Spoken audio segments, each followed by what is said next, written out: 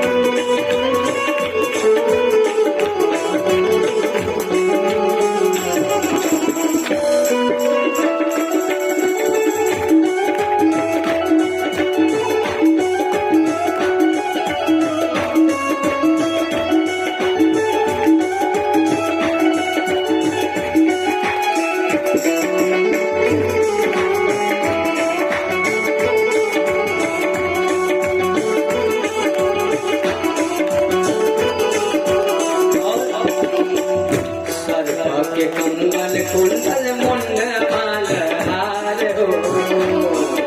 के कुंडल कुंडल मुंड माल हार हो गंगा जी के धार माथे चंद्रमा लीलार हो